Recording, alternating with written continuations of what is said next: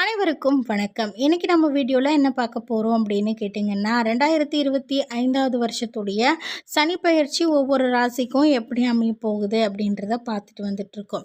அந்த வகையில் இன்றைக்கி நம்ம வீடியோவில் கடக ராசிக்கான இந்த பயிற்சி பலன்கள் எப்படி இருக்க போகுது அப்படின்ற விஷயத்த பார்க்க போகிறோம். நீங்கள் என்ன செய்யணும், என்ன மாதிரியான விஷயங்கள் செய்யக்கூடாது அப்படின்றத மட்டும் இல்லாமல் சனியோட தாக்கத்தை குறைக்கிறதுக்கான சில பரிகாரங்களையும் நம்ம தெரிஞ்சுக்க போகிறோம்.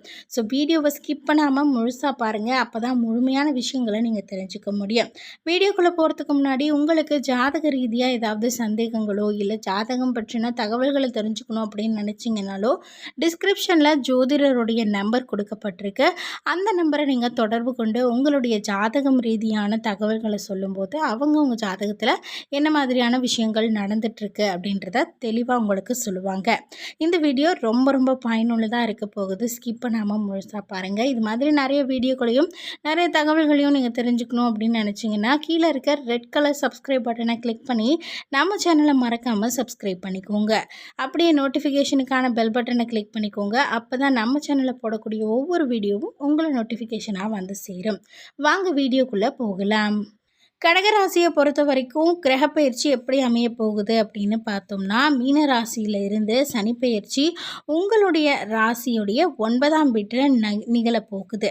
மார்ச் 2025 29ஆம் தேதியில் இருந்து 2027 ஜூன் 3ஆம் தேதி வரைக்கும் மீனத்தில் சனி பகவானுடைய இந்த பெயர்ச்சி நடக்க போகுது. இந்த காலகட்டத்தில் உங்களுக்கு அனுகூலமான மாற்றங்கள் இருக்கும் அப்படின்ற மாதிரி கணிக்கப்பட்டிருக்கு. நீங்கள் வாழ்க்கையில் ஒரு திருப்பு முனையை எதிர்பார்த்துருக்கீங்கன்னா கண்டிப்பாக இந்த காலகட்டத்தில் நடக்கும். இதனால் வரைக்கும் நீங்கள் சந்தித்து வந்த இழப்புகளில் இருந்து மீண்டு வருவீங்க. தடைகளை தகர்த்தெறிவீங்க அப்படின்னு கூட சொல்லலாம்.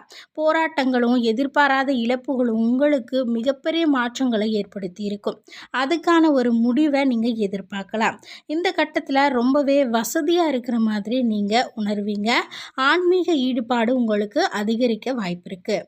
உத்தியோகம், ஆரோக்கியம், கல்வி நிலை, காதல் உறவு, திருமண வாழ்க்கை எப்படி இருக்க போகுது அப்படின்றத கண்டிப்பாக தெரிஞ்சுக்கணும். உத்தியோகத்தை பொறுத்த வரைக்கும் கடின உழைப்பும் அர்ப்பணிப்பும் உங்களுக்கு அதிகமாக இருக்குதுதான் நீங்கள் உணர்வீங்க. இதன் மூலியமாக வெற்றி கண்டிப்பாக உங்களுக்கு காத்திருக்கு. உத்தியோகத்தின் மூலியமாக ஆதாயம் பெற தாமதங்கள் இருந்தாலும் உங்களுக்கு கண்டிப்பாக நீடித்த ஆதாயம் இருக்கும். முந்தைய போராட்டங்களில் இருந்து நீங்கள் மீண்டு வருவீங்க. ஆனாலும் சில சவால்கள் உங்களுக்கு கண்டிப்பாக இருக்கும். திட்டமிட்டு செயல்படுறது மூலியமாக உங்களுக்கு நல்ல பலன் காத்திருக்கு. நேர்மறையான முன்னேற்றத்தை பெறறதுக்கும் இது உங்களுக்கு உதவியாக இருக்கும். அன்றாட பணிகள், பொறுப்புகளை நீங்கள் சரிவர நிறைவேற்றுவீங்க. உங்களுடைய பலவீனங்களை அறிந்து செயல்படுறது மூலியமாக உங்கள் இலக்குகளை எளிதாக நீங்கள் பெறக்கூடிய நிலையில் இருக்கீங்க. இந்த அணுகுமுறை மூலியமாக சனியுடைய சாதகமான தாக்கம் உங்களுக்கு நல்ல பலன்களை பெற்றுத்தருது. உத்தியோக வாழ்க்கையை முன்னேற்றி தரக்கூடிய நிலையில் சனி பகவான் இருக்காருன்னு சொல்லலாம். அடுத்ததாக குடும்ப உறவு மற்றும் காதல், திருமண வாழ்க்கை எப்படி இருக்குன்னு பார்க்கலாம். உங்கள் துணையுடைய கருத்துகளுக்கு நீங்கள் முக்கியத்துவம் கொடுக்கறது நல்லது.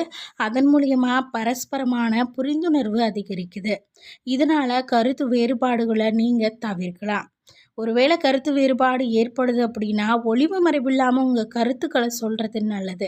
இந்த பரஸ்பரமான பரிமாறுதல் உங்களுக்கு உதவியாக இருக்கும். இதனால் உறவில் ஒரு பிணைப்பு ஏற்படக்கூடிய நிலை கண்டிப்பாக இருக்குங்க. உங்களுடைய காதலுக்கு பிறருடைய ஆதரவு இருக்கும். தந்தையுடைய ஆதரவு தேவைப்பட்டால் நீங்கள் உங்கள் கோரிக்கையை நேரடியாக தெரிவிக்கிறது நல்லது. உறவில் பொறுமையும் புரிதலும் ரொம்பவே அவசியம்.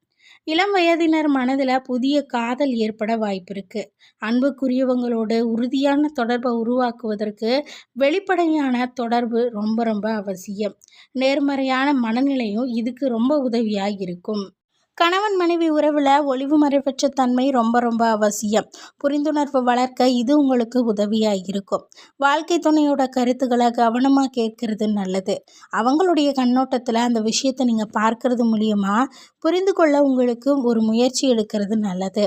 அது மட்டும் இல்லாமல் அவங்களோட தரமான நேரத்தை ஒதுக்கி செலவிடுங்க. உறவுக்கு இது அதிக மதிப்புகளை சேர்க்கும். நம்பிக்கை, மரியாதை, ஒருத்தருக்கான தனித்தன்மை வாய்ந்த குணங்கள்னு பாராட்டுகளை அவங்களுக்கு சொல்வது நல்லது. ஒரு சின்ன விஷயமா இருந்தாலும் அதை நீங்கள் பாராட்டி பாருங்கள். அவங்கக்கிட்ட சில மாற்றங்கள் கண்டிப்பாக இருக்கும். இதனால் உங்கள் திருமண வாழ்க்கை அமைதியாகவும் மன நிம்மதியோடும் இருக்கும். அடுத்ததான் நிதிநிலை அப்படின்னு பார்க்கும்போது ஸ்திரமான நிதிநிலை ஏற்பட வாய்ப்பு இருக்குது. வரவு செலவுகளை பட்ஜெட் அமைத்து செயல்படுத்துறது நல்லது. பணத்தை முதலீடு செய்கிறதுக்கு முன்னாடி ஒரு முறைக்கு 2 முறை யோசித்து ஆராய்ந்து செயல்படுவது நல்லது. முதலீடு விஷயத்தில் நிபுணர்களுடைய ஆலோசனையை பெறலாம். பெரியவங்களுடைய ஆலோசனை பெறுவது நல்லது. ஒரே திட்டத்தில் முதலீடு செய்யாமல் பல்வேறு திட்டங்களில் உங்கள் முதலீடுகளை பரப்புறது நல்லது. கடன் வாங்கிறத நீங்கள் தவிர்க்கலாம். அவசியம் தேவை அப்படின்னா திரும்ப செலுத்தக்கூடிய தகுதி அறிந்து அதுக்கேற்ற மாதிரி கடன் வாங்கலாம். கடன் வாங்கும்போது கவனமாக இருக்கிறது நல்லது. பொருளாதாரம் பற்றிய சந்தை நிலவரம் தெரிந்து கொள்வது, இதன் மூலியமாக உங்களுடைய கடன் வாங்கக்கூடிய திறனை நீங்கள் மேம்படுத்தலாம். அது மட்டும் இல்லாமல் அந்த தகவல்களுடைய அடிப்படையில் நீங்கள் விவேகமாக முடிவுகளை எடுக்கிறது நிதி இலக்குகளை அடைய உங்களுக்கு உதவிகரமாக இருக்கும். நிதி எதிர்காலம் அப்படின்னு பார்க்கும்போது உங்களுடைய கைகளில் இருக்கிறது அப்படின்றத நீங்கள் நினைவில் வைத்திருக்கணும். புத்திசாலித்தனம் மட்டும்தான் உங்கள் நிதிநிலையை மேம்படுத்த உங்களுக்கு உதவியாக இருக்கும். அடுத்தது மாணவர்களுடைய கல்வி நிலை அப்படின்னு பார்க்கும்போது கடினமான உழைப்பை மேற்கொள்வது மூலியமாக படிப்பில் நீங்கள் வெற்றி பெற வாய்ப்பு இருக்குது. அர்ப்பணிப்பு உணர்வோடு நீங்கள் படிக்கிறது ரொம்பவே அவசியம். மாணவர்களுடைய மனதில் தன்னம்பிக்கையை மேம்படுத்துவது நல்லது. மாணவர்கள் தங்களுடைய திறமைகளை வெளிப்படுத்துறதும் நல்ல மதிப்பெண் எடுக்கக்கூடிய நிலையை ஏற்படுத்தும். ஆழ்ந்த ஈடுபாடு நீண்ட காலத்துக்கு உங்களுக்கு பயனளிக்க உதவியாக இருக்குங்க. புதிய விஷயங்களை திறன்களாக மேம்படுத்தி கொள்வதற்கு பயன்படுத்துங்க. இந்த நேரத்தை நீங்கள் சரியாக பயன்படுத்துறது மூலியமாக தனித்துவமான எண்ணங்கள், ஆராய்ச்சிகள், யோசனைகள் மாதிரியான விஷயங்கள் மூலியமாக மற்றவங்களை நீங்கள் ஈர்ப்பீங்க. பேச்சில் கவனமாக இருங்க. உங்கள் திறமைகளை போட்டித் தேர்வுகளில் வெற்றி பெற பயன்படுத்துங்க. நேர்மறையான அணுகுமுறையை பேணுவது மூலியமாக உங்கள் கல்வி முயற்சிகளில் புதிய உயரங்களை நீங்கள் அடையலாம். ஆரோக்கியம் சிறப்பானதாக இருந்தால் மட்டும்தான் நம்ம வாழ்க்கையில் எல்லா விஷயங்கள்லையும் நீங்கள் வெற்றி பெற முடியும். ஆரோக்கியத்தில் கவனமாக இருக்கிறது ரொம்ப ரொம்ப அவசியம். சிறு உடல் உபாதையாக இருந்தாலும் அதை உடனடியாக நிவர்த்தி செய்ய முயற்சி செய்யுங்க. சின்னதாக ஒரு தலைவலி தானே, அதுக்கு ஒரு மாத்திரை போட்டால் சரியாயிடும் அப்படின்னு நினைக்காம ஹாஸ்பிட்டல் போய் அதை நீங்கள் எதனால் இந்த பிரச்சனை வந்திருக்கு அப்படின்னு தெரிஞ்சுக்கிறது ரொம்பவே அவசியம். வருமுன் காப்பதே நல்லது அப்படின்னு சொல்லுவாங்க. தேவைப்படும் மருத்துவ சோதனைகள், ஆரோக்கியத்திற்கான பழக்க வழக்கங்கள், சீரான வாழ்க்கை முறைன்னு உங்கள் உடல் உபாதைகளை கணிசமாக குறைக்கக்கூடிய இந்த முயற்சிகளை மேற்கொள்வது நல்லது. மன ஆரோக்கியம் உடல் ஆரோக்கியத்துக்கு ரொம்ப ரொம்ப அவசியம்.